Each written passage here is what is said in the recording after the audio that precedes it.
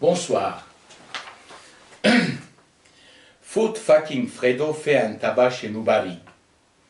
Triple F termine son petit déjeuner, dit au revoir à sa petite maman, grimpe dans sa 2 chevaux, dit bonjour aux voisins qui montent dans sa Porsche et se dirige vers chez Noubari, le snack très sélect où l'on mange à satiété pour seulement 13 €. Sa dulcinée Malika l'y attend. Il entre dans le snack, il y a quelques box et un long comptoir avec des tabourets rouges. Il va s'asseoir face à son amie. Elle est canon, jolie, blonde, les yeux bleus. Et c'est une tueuse au lit, très joueuse. Les copains de Fredo aimeraient bien s'en payer un morceau. « T'as pris ton petit déjeuner ?» lui demande-t-elle. Non, j'ai pas eu le temps. » Une sculpturale serveuse, cheveux auburn, jusqu'aux épaules qui sentent bon, comme si elle venait de les laver avec un shampoing de prix, des seins fermes, des yeux en amande et la personnalité la plus tendre de toute la région et qui répond au doux prénom de Madiana, apporte la commande. Un brunch compieux. À l'américaine, les fiancés mangent quasiment en silence, juste quelques remarques convenues et sans suite.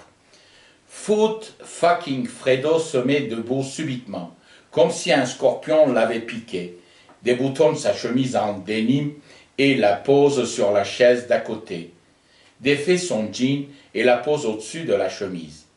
Il ne porte pas de caleçon, il est donc nu comme un ver de terre. « Tu me suces avant ou après le match Allemagne-France » demande l'honorable Fredo. « À ton avis » demande Malika, tout en ayant du mal à garder son sérieux. « Je ne sais pas, et toi, qu'est-ce que t'en penses ?»« Regarde autour de toi, Fredo. » C'est ce qu'il fait, et il demande d'un air très surpris. « Qu'est-ce que toutes ces personnes font ici ?»« Je te signale qu'on est chez Noubari. C'est un snack, un lieu public. »« Oh, mince alors, t'as raison, » dit Fredo et se rhabille. Malika éclate de rire. « Alors qu'est-ce qu'on fait ? À toi de décider. Qu'est-ce que tu penses d'hier ? Tu veux dire du foot ? Ouais, tu sais, moi le foot, je n'en ai rien à foutre. Et toi, qu'est-ce que t'en penses ? Je n'en sais rien, dit Fredo. Malika sait qu'ils peuvent poursuivre ce genre d'échange des heures durant, à répondre aux questions par des questions avec des questions.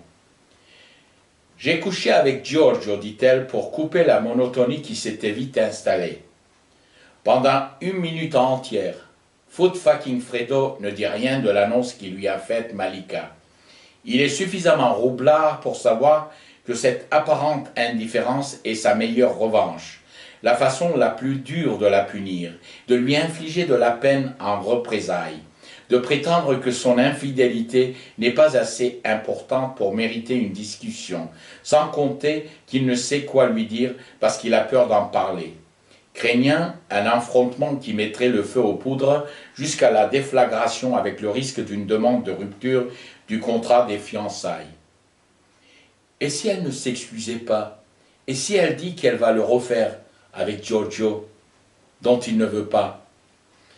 Aussi, Fredo entretient-il l'illusion que son silence est punition et Malika fait mine de croire la même chose, alors qu'elle est pratiquement sûre que, en fait, il a la trouille, ce qui rend encore plus profond le mépris qu'elle a pour lui et tempère sa honte, non pas tant pour avoir trompé son fiancé, mais parce qu'elle a fait don de sa personne à Giorgio, lequel n'y a apparemment rien vu d'extraordinaire. Ils étaient passés à l'acte et ça aurait été bien, mais rien de très spécial. Ensuite, il s'était levé pour aller se prendre une bière en lui en proposant une également, qu'elle avait déclinée. Et n'avait rien demandé, pas de « et maintenant » ou « et ensuite ».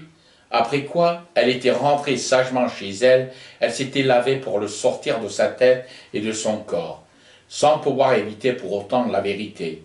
Elle avait trahi fucking Fredo pour rien, et Fredo avait décidé de la punir par sa minute de silence. Une attitude d'une stupidité insigne, parce que ne voyait-il pas qu'elle avait fait ça en grande partie pour leur donner un sujet de conversation. Fredo allume un gros joint, sirote un peu de tequila fait maison et regarde dans les yeux de sa fiancée. Quand, où et comment demande-t-il. Quand? Eh bien, je me suis fait foot profitant du match Islande-France. Où? Dans ton garage, à côté du frigo à bière.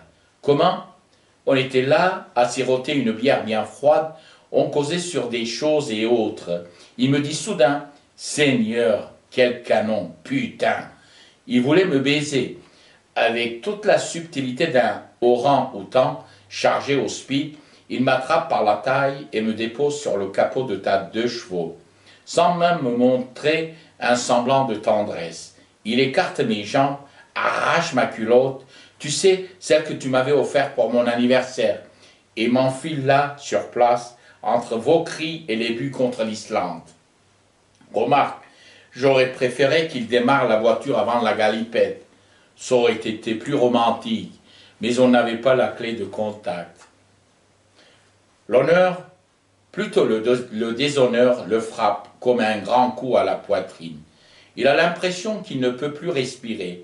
Ce déshonneur mêlé à la peur existentielle, de la vacuité du néant de son être profond. Il dit, en temps normal, je l'aurais découpé en rondelles, mais il ne peut le toucher. Il ne s'agit pas de gentillesse, mais bien de couardise. Malika et Fredo bavardent de tout et de rien, surtout de rien. Pendant quelques minutes, avant qu'ils disent « Malika, mon biquet, mieux vaut être une fleur née pour s'épanouir à tes côtés que d'être un baiseur volage comme Giorgio. » Triple F est un baby-foot. Il est né 9 mois après l'Euro de 1982. Anelka est suspendu en équipe nationale jusqu'au 28 juillet 2078. Benzema est en formation professionnelle. Il veut devenir vidéaste. L'équipe de France est perdue sans eux. Que voulez-vous que FF Fredo fasse maintenant? Qu'il reste planté là, le pouce dans le cul, sans réagir, en laissant Giorgio marquer des buts dans la lucarne des innocentes dames de la ville? Il va faire ce qu'il a à faire. Rien à foutre. Rien à foutre qu'il soit de la mafia libanaise. Quand on parle du loup, Giorgio entre dans le snack. Un bel homme entre deux âges, costume de professionnel et carrure de réfrigérateur. Voix très douce, compétent. Vous l'avez compris, Giorgio est un tueur, froid comme la pierre. Bonjour les amis, leur dit-il de sa voix mélodieuse. Au revoir, répond Fredo, en évitant de regarder le tueur. C'est moi, couillon. Oh, c'est toi? Qu'est-ce que tu fais là? J'ai rendez-vous avec une touriste islandaise. Oh, le coquin, ton zob ne chôme jamais à ce que je vois. Bon, vas-y, crache le morceau, Fredo, je t'écoute. Ce dernier se lève, va chercher son pistolet à eau laissé dans la boîte à gants. Revient, le pointe sur la figure de Giorgio et parle d'une voix rauque. Je vais écrire à ta maman. Et tu sais ce que je vais lui dire? Tu sais ce que je vais lui dire? Non, mais tu vas me le dire, pas vrai? Je lui dirai, chère madame, la maman de Giorgio, au nom de la Fédération du football français, permettez-moi de vous féliciter en ce jour du décès de votre charmant garçon.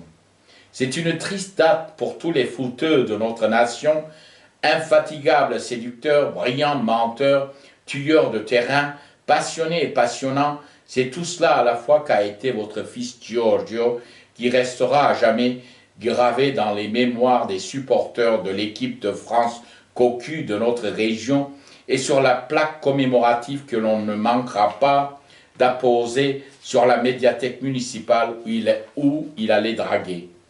Que ce soit l'occasion de montrer le visage résolument humain de la FIFA, affecté comme tout un chacun par la perte de ce grand baiseur qu'a été Giorgio, immoral, niqueur comme chacun sait.